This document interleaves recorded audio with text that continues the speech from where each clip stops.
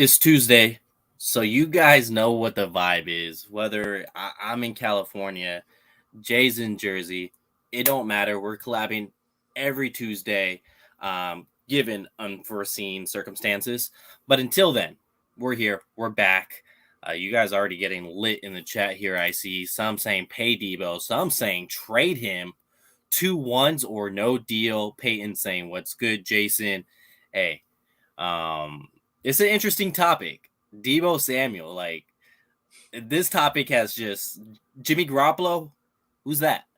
Who's like Aaron Donald's completely? Who's that? Like that's where we are with this Deebo Samuel talk because frankly, I don't care what anybody says. This Deebo Samuel situation is more important than the Jimmy Garoppolo situation. Do you agree or disagree with that? For sure, it would be Deebo Samuel and Nick Bosa in whatever order that you could put it because those are the two guys that need to be extended. So yeah, I mean, and I will say that is a nice fringe benefit of the whole Deebo Samuel thing is we get a reprieve from having to speak about the quarterback, which I love. I even if I do find this exercise a bit tedious, and we'll talk through like what's going on, and there's the word that I'm using is concerned but not panicked, and I'll explain all that in a bit though. But happy to be here, Leo. Remember, you guys are on both of our channels. Make sure you like the video, subscribe to the channel, hit the notification bell, join the Spicy Squad on my page so you can be a part of the call-in shows, which we're probably going to do on Thursday, if I'm not mistaken. So, yeah, let's get it, though, Leo. So, if we see those Spicy Squad comments coming in on Jason's channel, we're going to prioritize those. Like, they're the guys, that are, putting the channel foot forward. So we got one here from Swan Song. If Deebo and the 49ers can't meet eye to eye, would 10 and 38 from the Jets make it feel better? No. 4 and 10. No. It's just like, yeah, that's a great deal, but 38, I consider it a late one. We could do that. 4 and 10. That's 4 and 10. That's basically the sixth pick in the second round. That's a late one. But this is why I say no, is because there's no replacing Deebo Samuel. Since Deebo Samuel's rookie year, teams have been looking for a Deebo Samuel. And guess what? No one has found it. Cordell Patterson is the closest version to him, and he is the great value Walmart version of Deebo Samuel. He's not Deebo Samuel, despite he did have a good year. I'll keep it 100 with it. Other than that, what did you have? Percy Harvin? Like, he had a good year, but he didn't have a Deebo year. And that one good year by Percy Harvin in Minnesota, they were talking about MVP type of year he had. And he still statistically did not have the season of Deebo Samuel. This guy is one of one. And in no way I'm trading a 10 and a 38 overall pick in the draft. And keep in mind, a draft that's heavier in round 2, 3, and 4 than the first round for a Deebo Samuel. At least not in this draft class. No way. No thank you. 4 and 10. You draft Sauce, and then you draft Jameson Williams or something like that. Like that's the only way I could do it. They give us 4 and 10. Saucy, huh? Get Sauce, and you get a high end receiver like Jameson Williams or Garrett Wilson or something like that. maybe, but no, come on, no. So the thing is too is, there's been this whole talk, and you've heard me over multiple streams, and I'm gonna keep preaching the same thing. There's concern only because of the DeForest Buckner situation, and I think there's something else that really has 49ers fans on edge that Leo's gonna lead us into for the next topic. But I think everything, the anxiety that you're feeling right now, 49er fans, which again, it's concern because this is a negotiation process. Obviously, it hasn't jumped off well. That's why Deebo Samuel's doing what he's doing, but it doesn't mean doom and gloom, and it doesn't mean that anybody's going to get signed right now in April. So we're going to find out pretty quickly with the draft coming up. If there's no trade by the draft, then there's not going to be a trade, because why would you trade Deebo Samuel for something that's not in the draft at this point, if you were to do something like that? So, like, again, just a little bit more patience. I think everything's going to be fine. But in terms of what's the anxiety you people are feeling, I think that it has a lot to do with that clip, that podcast clip that's floating out there, or just that article that was written by Mayoko, right? Absolutely. We have another donation here from Smack Jones 919. Appreciate you as always. You always keep it live in the chat. I see your name and face every time Jason and I go live, so appreciate that. Much love on our end. He says, "Pay this man. We have more drama than the Cowboys." Facts every year. Like, as you say, Jason, the content provides itself. Like, literally a reality show with this franchise. Every in season, off season, it's a reality show with this situation. And you talked about the podcast that's floating around. Javi was the one who I believe clipped that. Javi Vega, Fourth and Goal podcast. I do podcasts with him, Niners Nation. And with that podcast, it's basically stating Little Baby, because Little Baby is close with who's the one running that podcast once again? It's Matt Mayoko. Oh, what are you talking about? I'm talking about the Rap podcast. Oh, you're talking about Joe Budden. No. You talking about Joe Budden podcast where they're talking about Little Baby and Deebo? Yes. Yeah.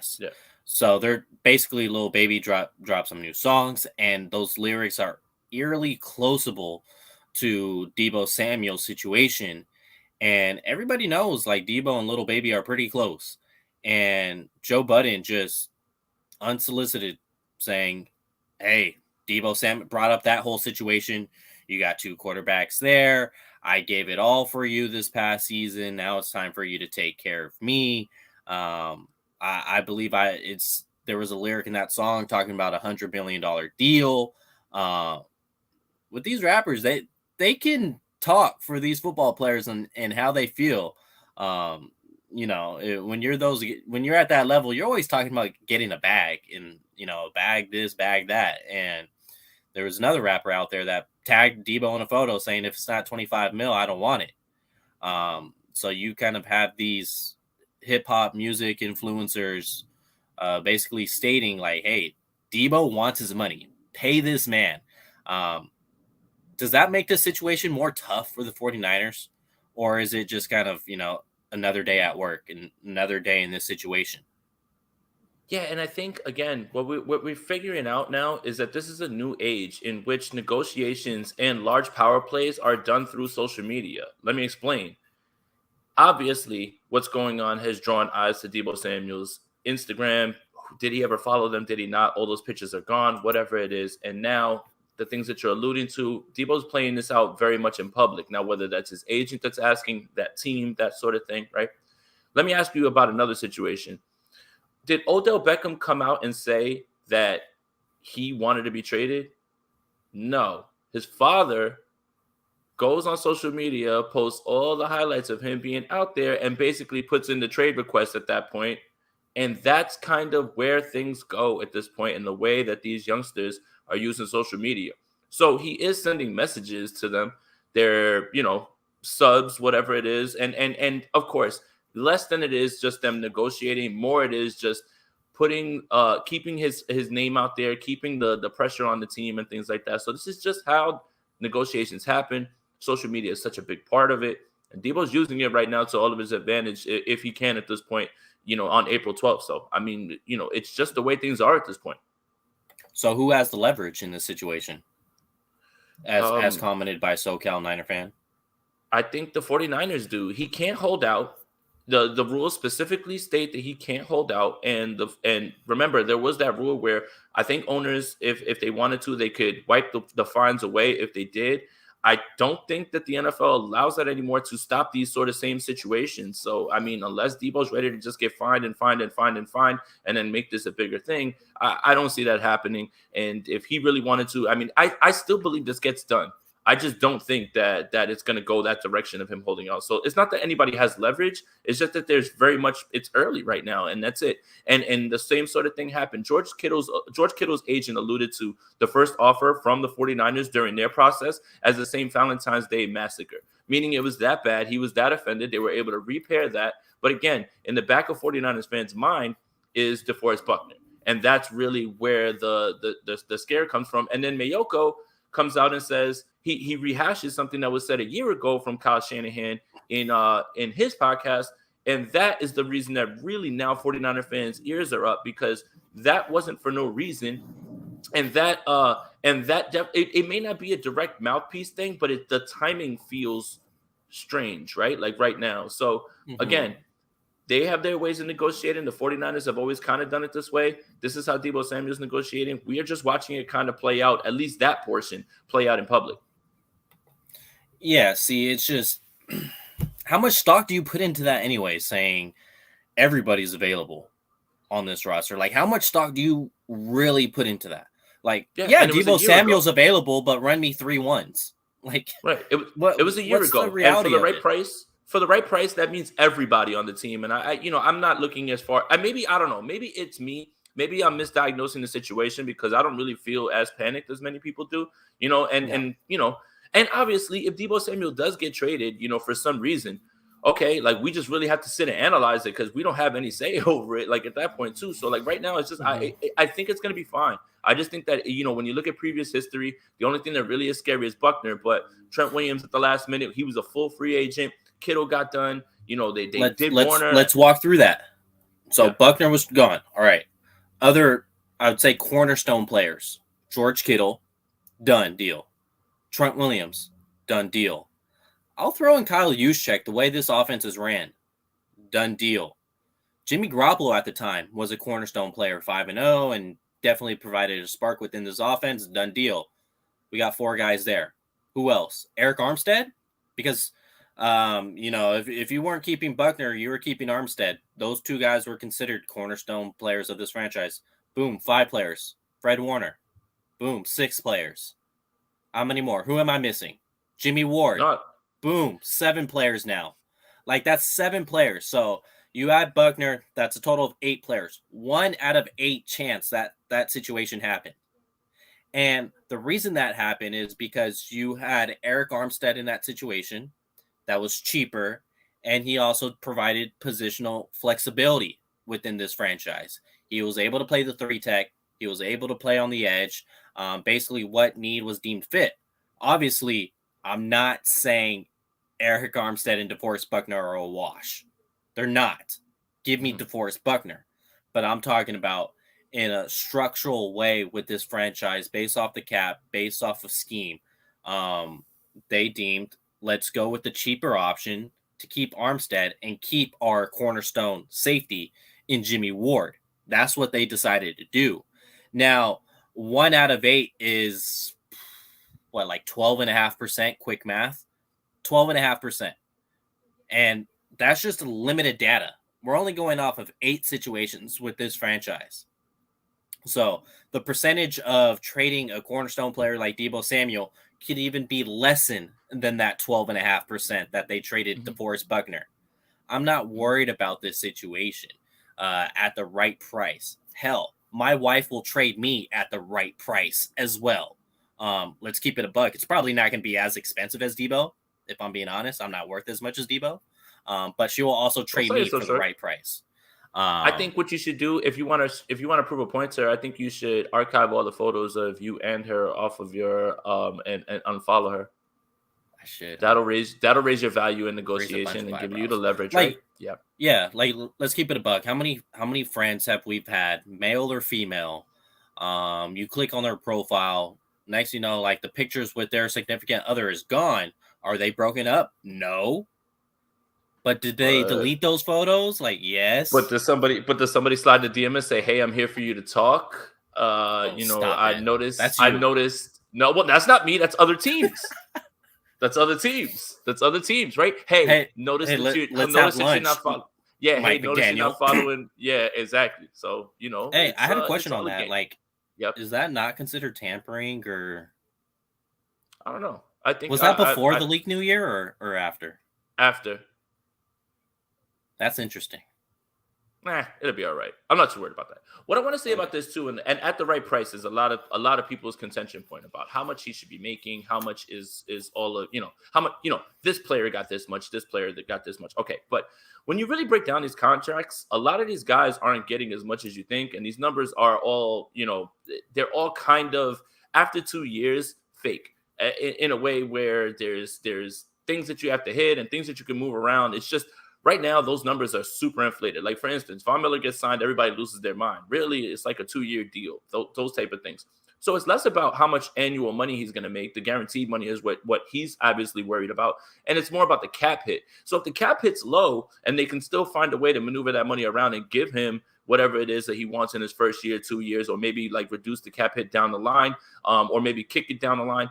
Either way, those are the ways that these contracts are going to get signed. So again, it's like 25 million. What is it? 27, whatever. Like, Hill got this, Diggs got this, Adams got this. All of those things are worded and they're written in different ways for it to look one way with a whole lot of ways out on both sides is I guess the best way to put it. I feel you. Should we talk about Mayoko?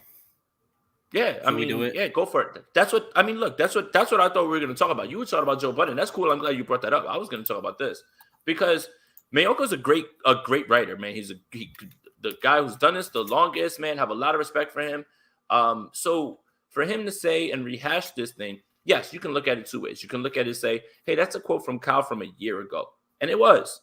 And it still stands today. There's nothing crazy about what he said. He wasn't really delivering some earth-shattering news at this point, right? Like, that's something we all knew. And it's something that Kyle says with one of his, I guess it's like connecting phrases. It is what it is, or we have a lot of faith, or like it's one of those things where that kind of comes out and that's just what he says. I think it's the timing is the part that's got everybody a little frazzled in terms of why would you say this now while all of these things are still out in the air? And are you damage control? Are you putting out damage control or to like set the mood, like so people could know? So I think that's what people are more worried about when you're talking about what Mayoko said. For me, it felt like a reiteration of something that we already knew, but I could see how people could take it that way. Yeah, it's just I see this tweet here and it's just weird. Let me see if I can share my screen. Like, the context in this is just insane. Because it's not true at all. Let's see here. So, breaking in reference to the availability of wide receiver Deebo Samuel, Matt Mayoko says 49ers head coach Kyle Shanahan will listen to anyone that wants to talk trade. They're willing to trade anyone at the right price. Like, Cat, I shared my screen. That's not true. Don't believe everything you see on Twitter from these NFL handles, because he said that last year, as Jason alluded to, and that was in context of Jimmy Garoppolo. Kyle Shanahan did not say that this year, and he did not say that in regards to Deebo Samuel's availability. I don't think, personally, I just gut feeling I don't think he's going anywhere. I would have said the same thing about DeForest Buckner. But this is something I still hold a lot stronger to, because Mayoko said Deebo Samuel is pretty much a fragment of Shanahan's scheme. Correct me if I'm wrong. That's really so. It could sound like that. And Mayoko said Deebo Samuel is not in the same class as Cooper Kupp and Devontae Adams. I heard that part. Mayoko said that as well. He said in terms of route running, all of those things. Listen, come on, man. Okay. You talk about it so many times, Jay. There's different ways to skin a cat. There's different ways to play a receiver. There are. No. Listen, hey, look. I think that what was said was something that a lot of people feel. But I will say this: the Kyle Shanahan scheming things up for Deebo thing is overblown. Let me explain. How many times has this man just caught a pass and run through everyone? It's not scheme. No. I would argue that Kyle gets George Kittle open with scheme more than he does Deebo Samuel, in my opinion. I mean, and nothing against Kittle, because I believe that his route running doesn't get talked enough about because he's so good as a blocker. They say, oh, he's okay as a route runner. No, he's a very good route runner, But I feel Kyle does more for him and opens things up for him than he does Deebo. When Deebo has the ball in his hands, it doesn't matter. You're telling me that I understand the offense would nowhere be as efficient. It's a perfect marriage between Kyle and Deebo. Perfect marriage. Perfect system with a guy who does exactly what you need and what any team would need. He would go to another team, be utilized similarly, and his numbers would take a dip. The efficiency would go down, but he would still be that dominant football player that you saw, maybe just not to the tune of those numbers, because the 49ers have such a good scheme. They do have such good personnel, and they have guys that do their job. But at the same time, it's a little bit overblown, in my opinion, because I've been seeing too much of, well, Kyle's propping him up. And it's like, man, I feel like a lot of people are just trying to give themselves justify a way for them to trade Deebo in their mind. Like they're kind of already psyching themselves out. So if something like that does happen, they can point to and say, well, Kyle was holding them up anyway. We'll just get another. I don't believe that at all. I think Deebo is special. And like Leo said, everybody's been trying to catch a Deebo Samuel in the draft, and they still haven't. So yeah, I don't know. That's the part that's a little overblown. The whole Kyle carried him thing, or like it's getting too far. I'm not saying Mayoko said that. I'm saying I've seen the chatter online. So let me ask you this: you were there in Chicago, right? Mm-hmm. Chicago game this past year, Justin Fields against Jimmy Garoppolo, 49ers out. It's pretty much their turnaround into a playoff season. 49ers offense was pretty stagnant, but then a third and forever. What happened? Deebo Samuel saved the 49ers season, in my opinion. Also, Trey Lance was warming up on the sideline. Yeah. He saved Jimmy Garoppolo's start. What was that play? When did Deebo Samuel save the season? What was that play? Remind all of us. It was a screen. It was a screen. 3rd and 24. It was a tunnel screen, and that was it. Ball in his hand. And that play is just designed to give you a few yards so you can punt better. It's not designed to take it to the house. So, what the hell does that have to do with Shanahan's screen? It's a scheme. Excuse me. It's a tunnel screen that he took 80 yards. Yeah. And we're talking about Deebo's a fragment of Shanahan's scheme. Or what? Oh, okay. I'm chill now. I got that out the way. What about NFC Championship game, though? 49ers had no points. They had no points. Finally looked like they were building something. And what did Deebo do again? Remind me. He just took another what? To the house. Okay. So I would argue. What does that have to do with Shanahan's scheme and getting him open as a route runner? It's a screen. Any OC could call a screen. Any OC can. I'm not saying that's a bad take on Shanahan's play call. No. You have that player in Deebo, you call screens. But to cap and say his route running, Shanahan gets him open. Shanahan's just calling a screen, and this guy's housing him, or damn near housing them. Deebo's that dude. What other receivers is doing that in the league? And when I say he is up there with these guys, he is up there with the Cooper Kupp, he is up there with the Devontae Adams, he's up there with the Tyreek Hill, and then you got Deebo Samuel. When you look at a deck of cards, there's 4 different aces in there, right? Mm-hmm. I think it's okay to have 4 different aces as wide receivers. So you got Cooper Kupp. His play style is not near Devontae. It's not near Tyreek, and it's not near Deebo. Cooper Kupp is a zone style wide receiver. Is he now a less of a wide receiver because of their head coach calling the plays over there? No, hell no, he's not. What about Tyreek Hill?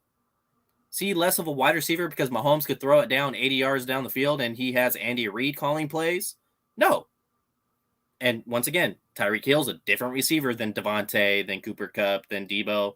And finally, Devontae. See, less of a receiver because of his head coach and his quarterback? No, he's not. Once again, he's a different receiver than Cup, than Hill, than Deebo. And then you got Deebo. Like what do you mean he's not an ace, that he's not up there with this guy? The best corner in the league, Jalen Ramsey, that faces Deebo twice a year, called him 1B. And I believe 1A was his own teammate, Cooper Kupp. No, you had him over Cup. That's right. Who was 1A then? I can't remember, but I know he was ahead of Cup. That's right. So with these guys, like Deebo's up there. Deebo's one of the best in the leagues. We could talk about it was one season, blah, blah, blah, blah. Man, the impact on that 2019 team as a rookie, it was huge. Chiefs couldn't figure out an answer in the Super Bowl. Chiefs had no idea how to stop him in the Super Bowl. And yet, later on into the game, I don't think Deebo got one target in that fourth quarter, similar to like the last 11 minutes of the NFC Championship game. Yet, Deebo's not getting these targets, and Shanahan's the reason why he's having so much success in the NFL. I love Kyle Shanahan as much as the next guy, but I am not going to die on the hill saying Kyle Shanahan made Deebo Samuel. No way, no how. Not doing it. And I don't think that a lot of people are saying it. I'm just seeing the chatter grow. That's all. Like, a lot of people aren't saying the chatter's there. The chatter's there, especially the one-year wonder type of chatter's there too, which is completely ridiculous. Again, I think those people are trying to talk themselves into something because they're afraid of a deal. And of all those plays you mentioned, because you talked about the NFC Championship, you talked about so many of these big plays. I feel like the biggest play for me for Deebo is one people are just gonna like not forget, but it's not as flashy as a touchdown. But it was that third down run against Green Bay that set up the field goal. I mean, the balls to put it in his hands on a 3rd and 9 and run from Kyle Shanahan right there, man, and he get it done. And he was so banged up that game. For me, that was the moment. I mean, that's how the 49ers made it into the NFC Championship, man. That's the moment that I really remember that sticks out the most for some reason amongst all the other things that he did in the season. I'm always going to be team pay that man Deebo Samuel. Reason being is, yes, 49ers, you have the leverage to not pay him this offseason because you could just let him play out his rookie contract and then just hit him with the franchise tag next year. And the way these contracts are in the NFL, especially the franchise tags, Deebo is going to lose a hell of a lot of money not playing on that franchise tag. But personally, I think it's bad business if you do that. And the reason why you pay him this year is because you have A.J. Brown, who's a free agent next year. He's going to require a lot of money to get done. You have DK Metcalf, who's a free agent. He's going to require a lot of money to get done. So we're talking about, according to the rapper that tagged Deebo Samuel, if it's not 25 mil, I don't want it. If that's a price. That's 25 mil. Like, what is it going to be next year? Like, what happens if Deebo has this season again? Well, here's the other interesting part. All 3 of those wide receivers were drafted in the same draft class and have the same agent.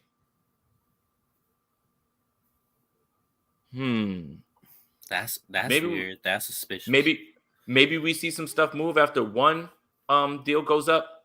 Maybe you see some things move when one of those guys goes up. But yeah, I thought that was pretty interesting. Found that out today. Yeah, I did not know that. So now that's a little nugget that I have, a golden nugget that I have. Come on, man. No. It's a 49er show, man. I know, man. It was right there. I got it. Do you have any last? Sorry. What? We're not baseball? Come on. Dude, I need the... I'm sorry, it's a football podcast. Who do you need to win?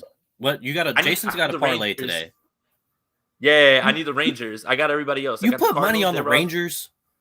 No, it's a parlay. I got the Braves. I got the Braves, the Angels. They're both winning. The Cardinals are winning. And I just need the Rangers to win. That's it. That's what I'm saying. You put money on the Rangers. Yeah, because you can't just take all favorites. Like, you got to spread it out. You're talking about you're talking about the Texas Rangers, right? They're playing the Colorado Rockies. Man, Colorado just took the Dodgers opening series. So what? It's early. Rangers are right there. It's 2-1. Anyway. Yeah, same Yes. thing could be said with the Yankees and Red Sox. So I get what you're saying. Exactly. Sorry, And now look at them. Oh, well, they're winning today. Oh, okay. I love baseball. All right, enough. No, I'm not a Padres fan for the record. Do I write about the Padres? Do I cover the Padres? Yes, that's more so Sounds like a because of the Padres fan. location based on the amount of games. Football, Sounds like Cap. Football, you don't have to live in the area code. That's Cap. Baseball, you kind of do No, to cover the team. Yeah, that's different. So many games going on. So many, just all over the place, on the walls, on the floor, on the ceiling. So much going on. Do you want to talk about the impact free agents that the 49ers have signed? Charvarius Ward? No. Malik Turner, Marcus Johnson. I like Malik Turner.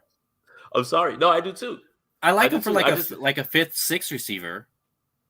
Yeah, which I think that's what I think that's what he would be if he makes the roster. He has a chance to make the team because he has that versatility in the yards after the catch game and the punting and kicking game. Okay, can we talk about something else? This is it. We'll end the show off this topic so we can get off of the Deebo stuff because I feel like we've done enough. We've done a good job. 30 minutes, right? Yeah. What's up with Mike McGlinchey, Leo? As for 49ers, they took out the transcripts, as we alluded to plenty of times. What's going on? No, I mean, all right. Hey, so there's a picture floating around. Yes. Let me grab it, and then I'll share my screen again. Yeah. You continue talking while I grab it. Yeah, so there's a picture floating around that has Mike looking kind of slim for an offensive lineman. I'll say it's April, and those guys can put on weight pretty fast, so that didn't really have me as worried as it did many people. Leo's going to pull up the picture now so everybody can see it, but I think I'm a little bit more nervous about his recovery from the injury than I am the how skinny he looks. Just because the 49ers have been very, very quiet in every way, right? Like there's nobody really giving any updates. They don't really want to offer up any information about him, anything like that. It's like, what is going on behind the scenes? Like, is he okay? Is he, you can come out and say he's doing fine. I mean, I don't really care how skinny he looks. He's probably going to put on weight right before camp.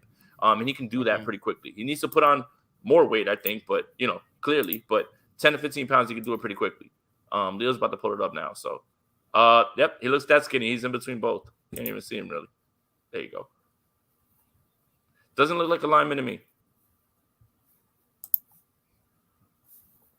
Let me see if I can. So, trying to see if I can make it, but then it always just comes right back. But look at that.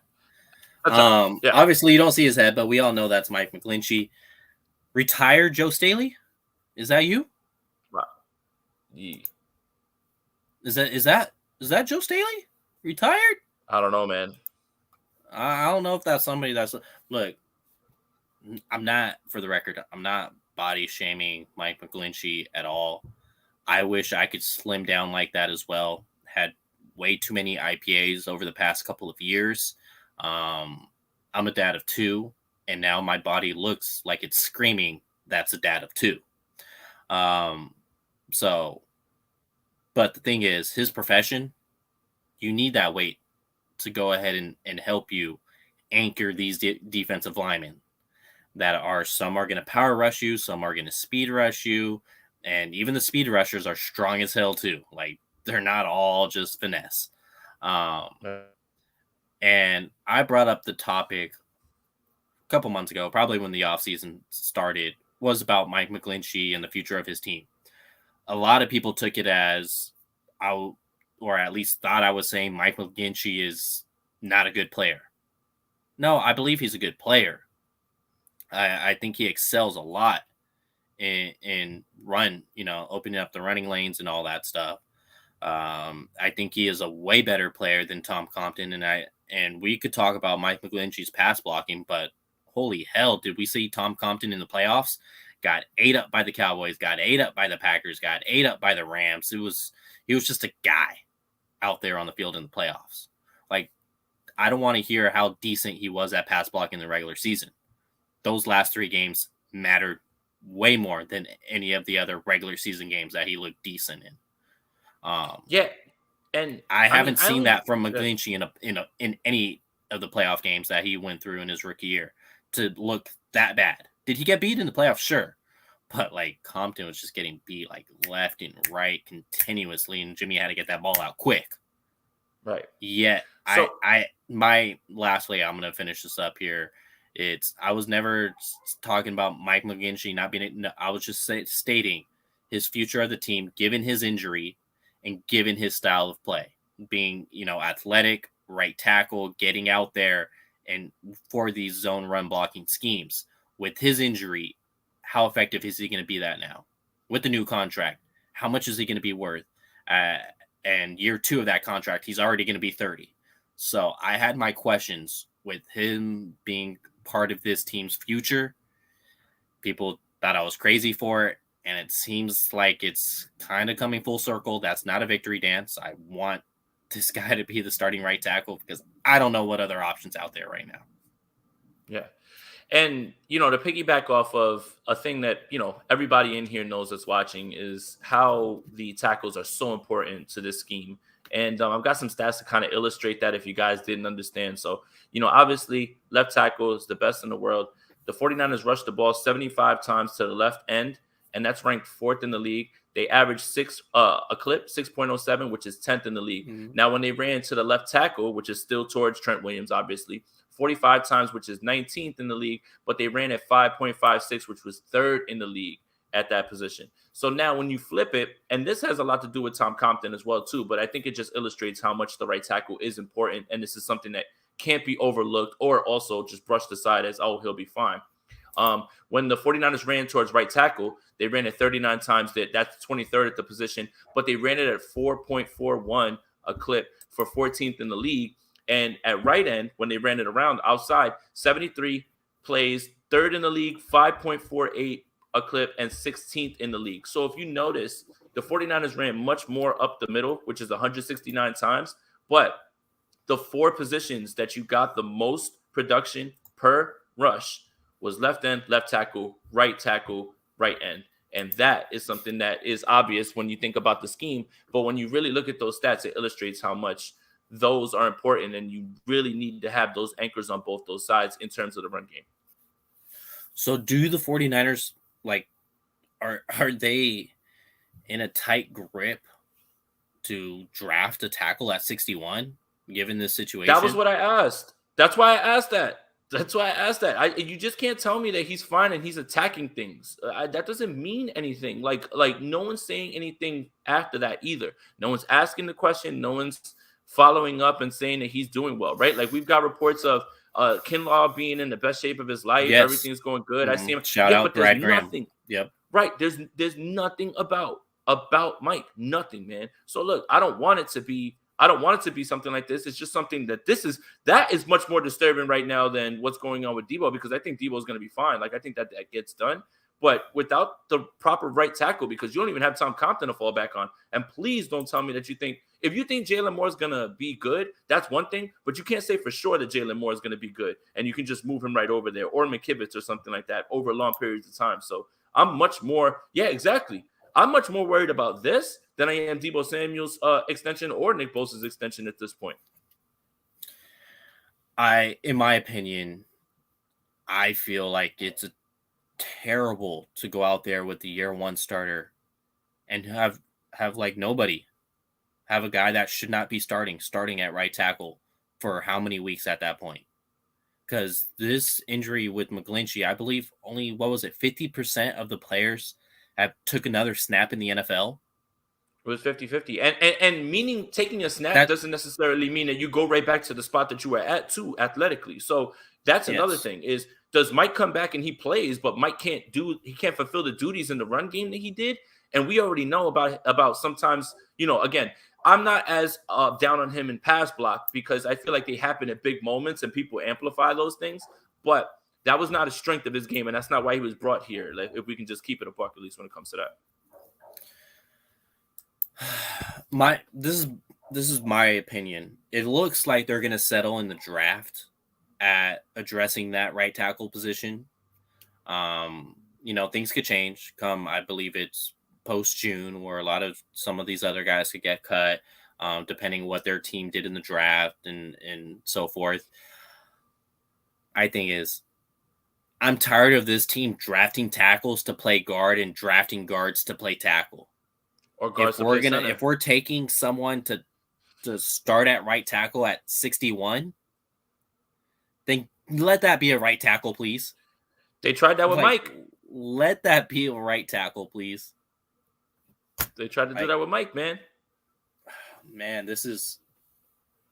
Remember when Mike McGlinchey was drafted and people thought he was like Joe Staley's replacement? Yeah, no. Or we could just move him over to left tackle. Yeah. I was mad about that, by the way. I was like, yo, we have this high pick and we just traded Trent Brown for peanuts for Mike McGlinchey. Like a lot of people forget. We had Trent Brown. Trent Brown was good with the 49ers. Like shocking 7th round pick out of Florida. Like big dude. He was good. Like hindsight 2020, I think trading him was the right move because of like look the contract he got and all the things moving forward. I just wish they would have got more out of him. Like you gave up a starting right tackle for what? Not much. Should have at least got a second for him. But that's Bill Belichick. He's gonna end up in the right side of the deal more often than not. I could say he probably the only player that he gave up that didn't like come back to him and actually excelled at a Pro Bowl level, Chandler Jones. Right. And bad luck all around for highly touted linemen, right? You know, what's Anthony Davis up to these days? Oh, gee. Is he going to make another comeback? Another comeback? Breaking news? Sources. Let me take a look at my phone. Sauces. Sauces say. And punched it in. It's like cat. I didn't say nothing about him coming back. Yeah. Anthony Davis. It's kind of similar to the Anthony Davis with the Lakers. Can't really, get on the court. Okay, my bad. What's up with Luka? All right, sorry. No. All right. Oh man, you got to go there. We talking calf strains now. We talking calf strains. Just wanted to ask. I had hopes for Luka to do something in the playoffs, and it looks like he's gonna do maybe a first round exit. It's like calf strain against a highly motivated Donovan Mitchell. Like the dude's name is Spida for a reason. That dude just goes insane in the playoffs. Granted, the Jazz hasn't really done anything in the playoffs with it. 0 conference finals appearances, but he does also bring it to another level in the playoffs. And if Luka is close to that calf strain Achilles, I don't know. It's going to be a tough task for them. I'm going to say Suns maybe come out. I would not mess with the Grizzlies either. I think they have a lot of, hungry dudes on that team that want to ball. Warriors, if Steph comes back healthy, I think Warriors have a legitimate shot. They have the experience, and they look at their roster. Steph, Clay, Poole's playing at another level. You have Wiggins that should possibly play better than a Harrison Barnes did in that kind of fourth man role. Draymond's obviously gonna, bring the ball up. Holy cow, we're doing a basketball podcast. Let's talk about it. You are. Dude, we could do all sports if we wanted, just not wrestling. That's not a sport. That's theater. No, I can only do football. I can only watch the Yankees, and I can't watch basketball. I have no idea what's going on. You're a Knicks fan, man. What do you mean? I am not a Knicks fan, and stop propagating that lie. That's it. I mean, yo, don't even try to put me out there like that. Sources say. Nets? What about the Nets? No, they're not from Jersey. They're not from anywhere. They have the best player. They have the best player in the world, and nobody cares, huh? Is their arena closer to you than the Knicks? Nah. I can take a 10-minute train to Madison Square Garden from Hoboken. 34th Street is a 10-15 minute ride. Brooklyn is not that far from me. I could drive there 45 minutes, but traffic would be crazy. But yeah. All right, give me under the radar draft crush. Under the radar draft crush. Let's do it. Matt Araiza, punter. I think that the 49ers should finally move on from Mitch Wisnowski. Get it done with the guy. If you're going to use a draft pick, make it be the guy who can punt the ball 75 yards and leave it on the 5 almost every time, man. I think I pray to the punting god. So, sun god. Yeah, there you go. You're What? being No good? serious right now. What? No good? You're Problem? being A razor high, stand up. Where y'all at? Y'all just dead in the chat. Like the 49ers prioritizing special teams. It's all connecting the dots, bro. It's all yo. connecting the dots. Ray McLeod, Burks, Odom. You draft this punter. You completely shore up this Robbie Gold's the greatest kicker of all time, my favorite player of all time. And now you get Ariza, and now boom, you lock in the special teams unit, and it's Super Bowl, baby. That was the only thing that was lacking, right? Woo! Hey, I'm all about, like, if this dude is the guy and he doesn't play like an Aguayo did for the Tampa Bay Buccaneers, and he is a guy, I'm all for, like, pinning your team inside the 10, pinning them inside the 15. Like, I'm all for it until a Matthew Stafford goes out there with a 98-yard drive for a touchdown in an NFC Championship game. Like, I'm all for pinning the other team for sure. Like, give yourself the advantage. Hey Like, man, it's about time. It's about time. And so, do you think they take 2 receivers now that they're adding these guys? Like, those aren't guys that necessarily change your draft They could plans, camp right? bodies. Right. They could be camp bodies. One of them could be a Trent Sherfield replacement. That's what I feel like Marcus Johnson is athletically, profile wise. And I think obviously the 49ers are just trying their best to find a returner. I mean, their numbers, and I think I can pull that up too. Their numbers in terms of team wise and how they're ranked is just not good in the kick game. If I could find that, I'll pull it up right now. Okay, cool. So return average 8.2 yards per punt. That's 20th in the league.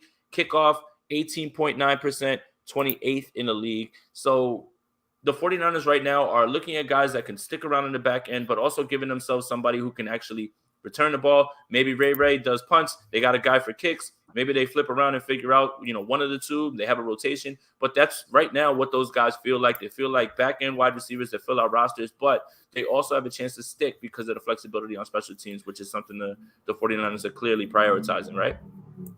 Absolutely, they are, and I think it's good for them. Like that, I feel like special teams gets overlooked quite a bit. It's not the flashy names out there, but when you have a legit special teams unit, it makes your offense's assignment much easier. It makes the defense's assignment much easier. And look how much of a headache it was this past season. And if you could eliminate special teams being a negative outcome on the game for yourself, then do it. I have a receiver for you. Devin Tompkins, Utah State. Have you seen any of him? No, I haven't actually. The Utah State film isn't easily accessible. Even the big schools, it's hard. I'm trying to piece it together. Did you tell them that you're Jason Aponte? Oh, you just let them know? You call them up and say that so they can just be like, who? Exactly. You would be like Jason Aponte, and then be like, oh, you don't have the film yet? Say less. Really? They get it to you. Damn. Yeah, I had to drop your name. I had to drop your name a couple times, to get some film. Shut up. Here I am piecing it together, like meeting guys at alleys so they could give me like on the low. Like it feels like illegal, like to find this, like with the jacket, with a good trench coat. Yeah, exactly. I'd be like, like back you want the Chris back, Olave? no one can look at each other. Yeah, exactly. I'm like, what's that? Is this Miami? All right, yeah, here. And then you give him the money like that behind him, and then that's it. He just walks away. Like it's that.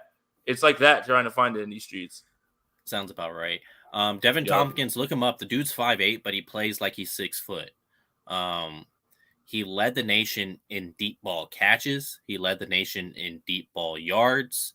I believe he led the nation in receiving yards as a whole, receiving touchdowns. Like this dude was a baller last year. Yet, no combine invite. So I believe when a player plays at that level, like you literally see him at 5'8", getting contested catches up with guys, that are bigger corners than him. Like he plays at a 6 foot frame. And I think if you watch his tape and you're just like, hell, like this is going to be a day 3 guy that I would like to pair with Trey Lance. Cause frankly, it's the deep ball catches what stands out to me. Led the nation in that at a school like Utah State. That isn't necessarily going to be the Alabama or Ohio State of passing game, and this guy's out there doing that.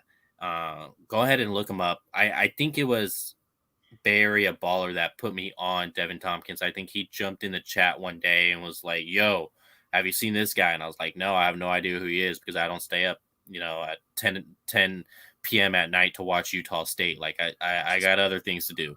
But as soon as speaking of staying up, sorry. Is Viagra at What on earth, man? All right, just keep going. Jesus Christ. No. Just watch him. Devin Tompkins. How fast is he? I didn't look at his pro day numbers, but the dude can fly. The dude can fly. If I had to take a guess based off tape, I would say he probably is in the low 4.4s. He's not going to be a 4.3, not going to be a 4.2 guy. It's definitely a lot quicker than being a 4.5 guy. So I would say low 4.4s. All right, I'll check him out. I'll be honest with you. I have no knowledge of him, and I'm not going to sit here and pretend like I do. So thank you for that. I'm going to flood your inbox now. Perfect. Like, yo, finally. Look at this guy. Look at this guy. Finally. Hey, but, yeah. I have not watched Batman yet. Oh, it's going to be out in a few days on HBO Max. Is it? Yes, the 18th. And if you have a site that you usually get movies from, there's an HD copy already floating around. I watched it this morning. But there is. Mm-hmm. I have my Fire Stick. If you have your Fire Stick, they got the HD one up now. Yeah, I have my Fire Stick legally jailbroken. We'll just leave it at that. So perfect. Maybe we should end the stream before we start snitching on each other. Hey, do you want to like FaceTime each other and watch Batman? No, I don't. But thanks for the idea. No, man. What the hell? All right, yeah, I'm just gonna end it there.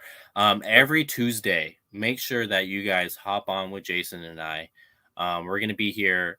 We're gonna be taking the comments. So if you're on Jason's stream, make sure that you join the Spicy Squad because, like I said, I'm gonna prioritize the Spicy Squad comments here as we go, or as well as if you want to hit a super chat. Those whatever we're talking about, we drop that subject. Get to the super chat. As well as subscribe, hit your notification so you know when we're live, whether if you're on Jason's channel or my channel. Hit the notifications. No, I don't want to. Jason, put some pat. No, man. No, man. The hell? I'm home. I was trying to think of something clever to go with the podcast name and wrap it around with 49ers, but basically it's 49ers without Levi's podcast. Does that kind of? We'll workshop that. Let's see how that goes. But shout out to everybody that's in here, man. You always see the same names in here. Appreciate you guys. Chill out. Everything's gonna be all right with Deebo. And every Tuesday, make sure you tapped in on Leo's channel as well. Like his channel, this video. Subscribe to the channel. Check out the other videos. Shoot likes on those if you guys can. It really helps us out a lot. Talk to you soon. Go Giants, Padres, Yankees.